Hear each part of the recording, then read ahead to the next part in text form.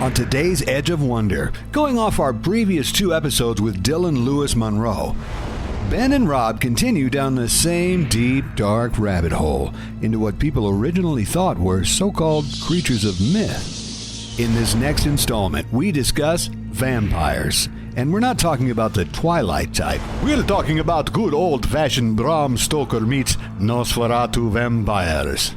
Blah. And, of course, it wouldn't be complete if we didn't talk about how these creatures of darkness tied in with the deep state. So grab a red beverage and sharpen your fangs. We're going to find out if vampires are real or just myth on part 3 of Maps and Myths on the Edge of Wonder.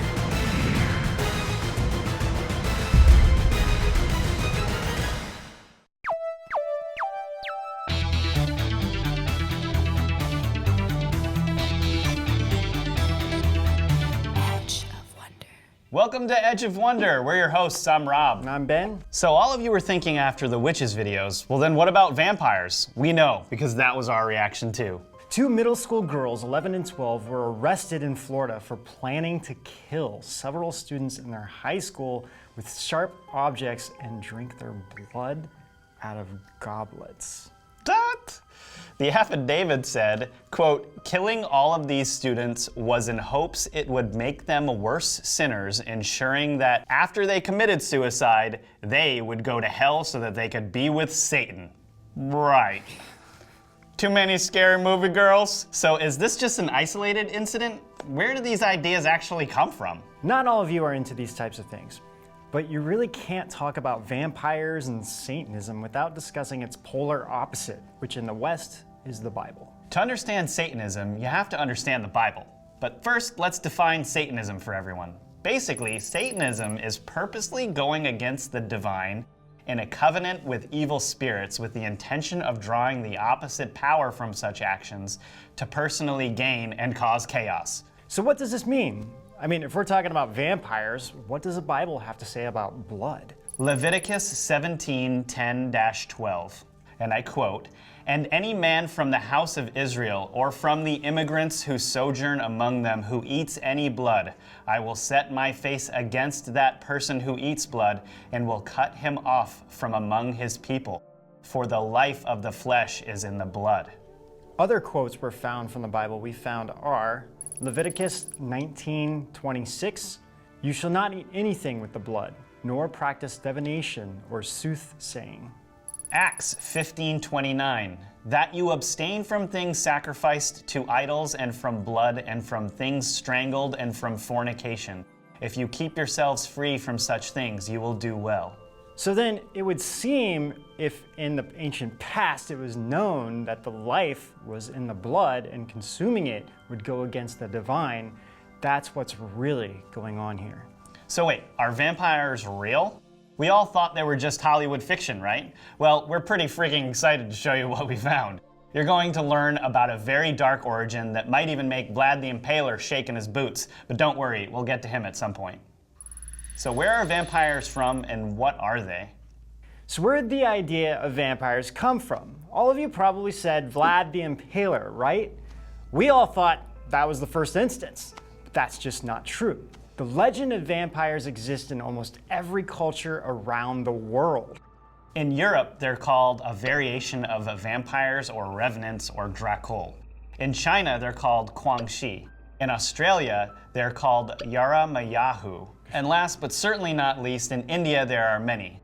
They're called Bhuta, Bhuts, Azrapa, Brahma Parusha, and Rakshasa.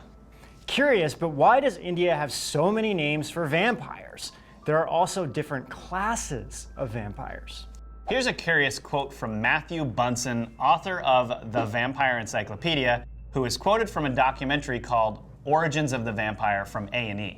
Quote, "The most likely candidate for the birthplace of vampire is the Indus Valley, and that very early civilization dated to the 3rd millennium BC. It was there that we have evidence of the earliest vampire cults, the worship or veneration of so-called vampire gods, or supreme if not highly powerful beings of nature, who were placated and satisfied with sacrifices and offerings of blood," unquote. In the Vampire Encyclopedia, it says, quote, trade, cultural, and religious diffusion, even wars, carried India tales to other lands, ultimately reaching Europe, which had its own traditions of blood and death. The gypsies, the great nomadic people, added their own contributions to the recounting of such tales, as they came originally from India, spreading across the entire world. Studies of gypsy communities in Turkey have shown that their origins are actually from India. Further research has shown that by the time Vlad the Impaler was born in 1431, gypsies had already arrived in Romania.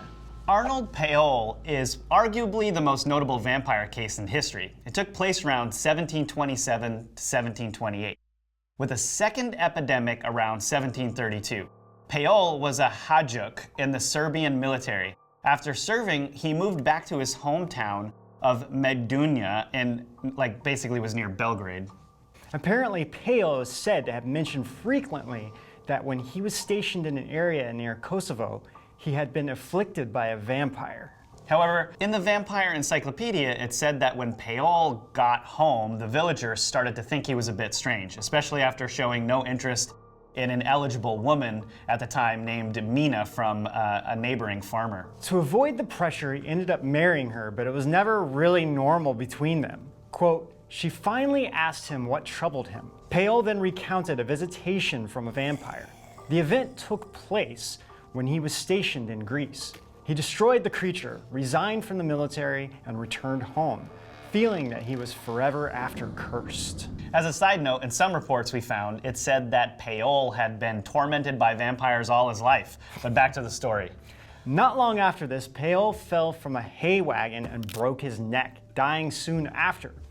But that wasn't apparently the last time people would see Arnold Payol. Stories spread like wildfire that people had seen Payol still wandering around.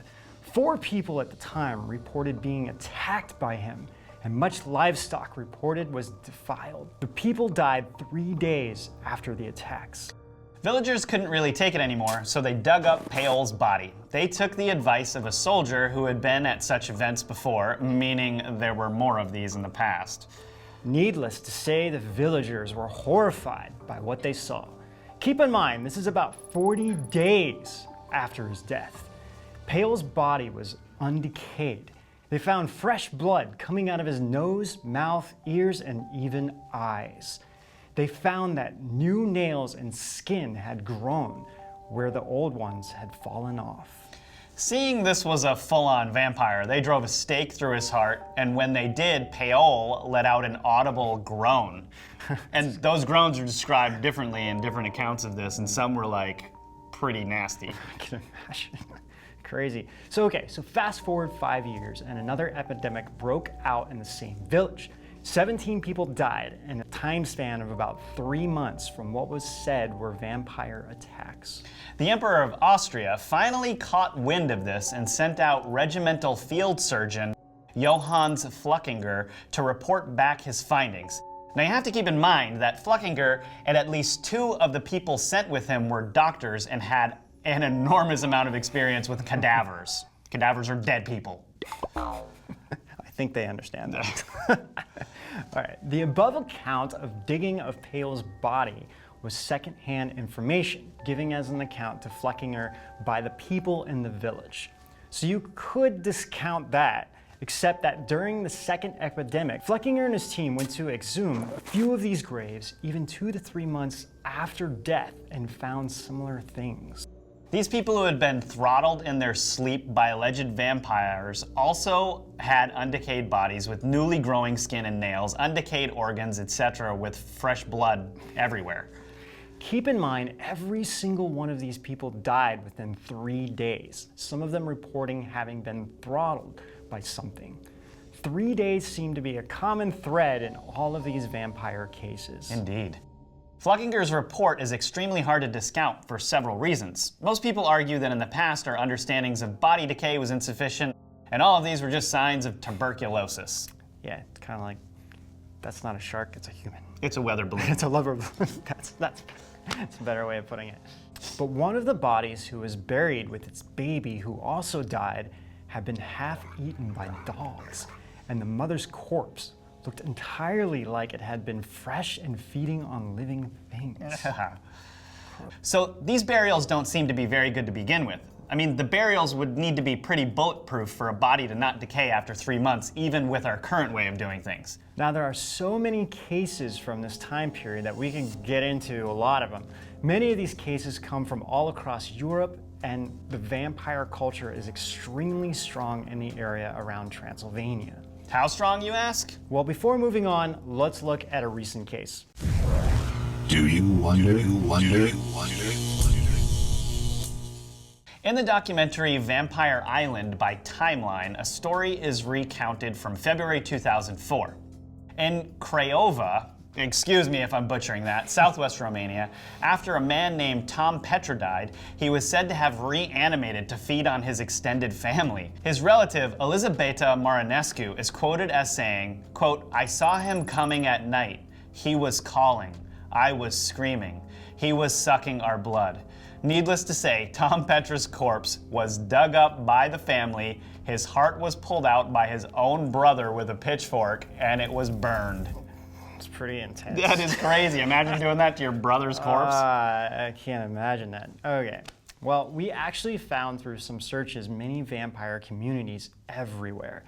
Notable were communities in New Orleans, which has a huge culture of voodoo, and another in Chicago, which also happens to be the murder capital of the world. We also found people who claimed to be vampires, and no case was more interesting than the ex-vampire Bill Nolan. Now, before we get into this, we ask you to look into this for yourselves. Fritz Springmeier does reference some of Bill's work on the subject matters pertaining to the Masons. We don't agree with everything Bill says, but several things line up with our research so much we decided to include his account. Bill claims to have in fact been a vampire, but his vampirism didn't come from being bitten and waking up to become a stalker of the night. No. His vampirism came from being a Satanist. Let's dig into his case. Now, keep in mind, Bill has credentials to back up several of these things. We're going to give you the shortened version of all of this. Bill was a Catholic minister who was also into Wiccan witchcraft and had a coven. Being involved in these things, he also got himself into seances, eventually getting himself this thing called a spirit guide. This spirit guide thing got him to all kinds of different trouble. He eventually got himself reading the Satanic Bible, and then joined a satanic cult, all while being a Catholic minister. What the heck? No less. Well, moving up in the ranks, he eventually made it to what he called the 7th degree in his cult. His satanic higher-ups at this point gave him a choice. He could either become a vampire and drink of the blood, or become a werewolf and eat of the flesh. What? Now, we'd have a hard time believing this, save for the fact that this dude is a hardcore Christian. And while we do think he's exaggerating a bit in some regards, his accounts seem to line up with other things other researchers and insiders have found and leaked, like Fritz. Bill says to become a vampire, he was put through a type of process where he was first made to eat specific herbs and vitamins with a ridiculous amount of cocaine. He learned how to become a psychic vampire first. This is where you draw energy from people. He apparently felt changes going on in his body, and his blood types forever changed and never went back to what it was, even after becoming a Christian. One night, after doing a ridiculous amount of cocaine, his satanic master came to him and cut his own chest and made Bill drink of his blood. The cocaine was for a reason, though, apparently. Bill said that his saliva changed into a thick substance full of cocaine and that it would numb skin, which is basically possible because cocaine is a topical anesthetic. It's true, I guess. Yeah. He said that it was then that he became addicted to blood, and that blood is more addicting than heroin. After drinking his master's blood, he was put in a coffin that he built himself for 3 days. There's 3 days again. Yeah, it's always 3 days. On the third day, he was able to come out, and it was then that he felt many changes. So he could no longer eat any food. Anytime he'd try to eat food, he'd throw up. He had to subsist only on blood and Catholic communion. and what he called psychic vampirism, where he'd steal a portion of people's energy by using a talisman. He said this is the reason that Catholic tabernacles have locks on them. People used to steal the communions for these kinds of things in rituals. Bill went on to subsist on people by only drawing a little of their blood for some time. These were volunteers that he had known from his witch coven. But as time went on, his addiction became worse. He started to want to do terrible things to people to get their blood. Bill said that he was only a half a vampire at this point, and to finish the process, he'd have to die and then come back immortal, which he had kind of a problem with because he kind of liked being alive. I think any rational person should have a problem with that. Seriously. Bill eventually got out by getting a compassionate message from someone. He said he had sent in money to the Church of Satan, but the check he sent in was returned by the person at the bank that received the check. She went ahead and voided it and sent it back with a note on it saying that she'd be praying for him. So after Bill got the check, and it had such a compassionate message on it, he was so moved that he ended up starting to read the Bible more carefully, and he ended up becoming a born-again Christian. I mean, good for him for getting out of being a vampire, because what the heck, that's crazy. I would definitely say the same thing. Yeah. Now, Bill has a tremendous amount of stories that he tells in his interviews and lectures. We don't believe all of them because there could be some secondhand information and exaggerations there. But his understanding of the satanic hierarchy and how demonic possession works with these things did line up according to other researchers. Not to mention the blood sacrificing that happened in India. These demons that they were worshiping in India have many names, but one blanket name is the Asura. What are the Asura? There's a tale that these Asura actually teach you their things, and afterwards you become their species. Sound familiar? So how does possession really work? But wait, didn't Bill talk about the other path that he was offered? He said that he could have become a werewolf. So are werewolves real? You'll have to wait to the next episode to find out. But wait, there's more. I mean, is it a coincidence that the vampire culture around Romania is that strong? All right, you guys, but get this. We found that the bloodline of the Queen of England comes from none other than Vlad the Impaler. So who was Vlad the Impaler? What does this have to do with vampirism, and does this have anything to do with the bloodlines or the British monarch? Asura, werewolves, Vlad, so many more things to cover, everyone.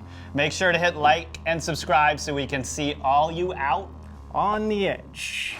And be sure to join us for our next and last episode of Maps and Myths, where we talk about werewolves on the edge of wonder.